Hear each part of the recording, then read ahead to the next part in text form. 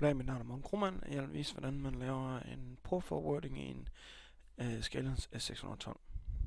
Det ser således ud.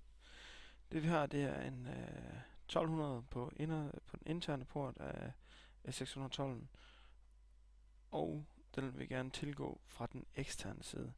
Måden vi gør det på, det er ved at port forwarde ind i det segment inde bag ved S612'eren.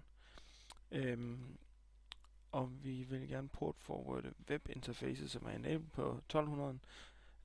Det man skal huske, det er, at man skal huske at have gatewayen sat op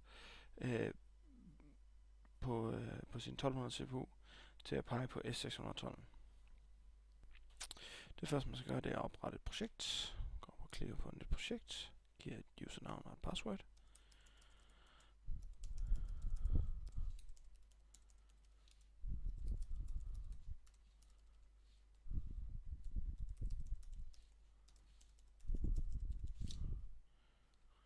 Sådan, så tilføjer vi en Scalens S612 version 3. Og vi skal lige give modulets MAC-adresse.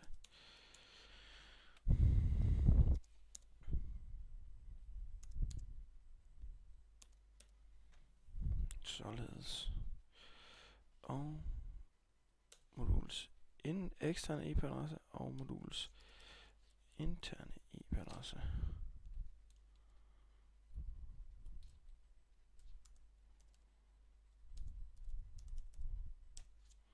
Således. Så har vi et modul her. Det er også 612. Hvis vi dobbeltklikker på det, så kan vi se, at vi er i routing mode. Og vi kan også se, at vi er ikke i advanced mode. Det kan vi se her på under firewall. Vi lukker den lige, og så siger vi advanced mode. Yes. Dobbeltklikker på det. Kan vi se her, at når vi er i advanced mode, så har vi lidt flere valgmuligheder. De to vi skal bruge nu er NAT og firewall. Vi kan også se, at vi er i routing mode, ikke i bridge mode, og vi er i routing mode, fordi at vi har to IP-segmenter. En på den interne og en på den eksterne. Vi går ind under NAT, aktiverer NAPT NAPT, og er der en port forwarding. Og den eksterne port, vi kan se det er port 80, som er standard HTTP. Den interne IP-adresse er IP-adressen på den 1200, vi har inde bagved, hvor webinterface er nævnt på. Og den eksterne port, den vil vi også gerne have til at være 80. Det er fint nok. Det næste vi skal huske at gøre, det er, at vi skal huske at gå ind under firewall og adde, at man får lov til at tilgå interfacet, det eksterne interface.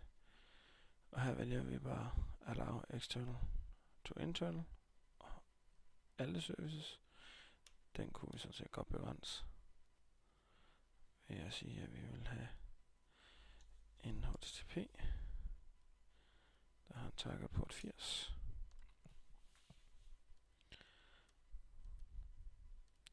Vi kan begrænse den på den PC, der kommer fra, eller på interfacet. Men da det der er dens eget interface, giver det ikke ret meget mening, da der kun er den ene IP-adresse. Så siger vi OK til. Skal download, markere modulet. Trykker på download. Og siger start.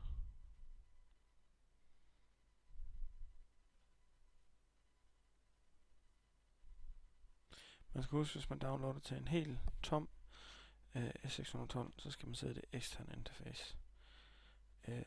Hvis den har været downloadet til en gang, er det lige meget hvilket interface man sætter på. Først vil den dog altid prøve på det eksterne, så det giver god mening at sidde på det eksterne.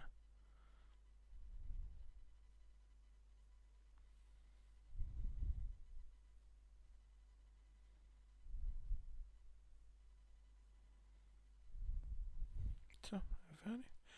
Klar til at teste. Vi åbner vores webbrowser. Og hvis vi så rammer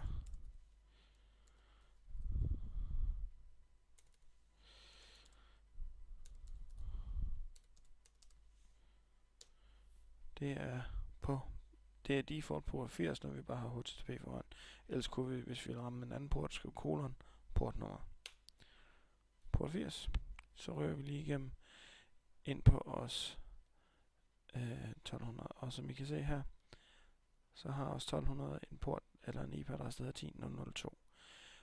Og det er den interne, eller det er IP-segmentet intern. Og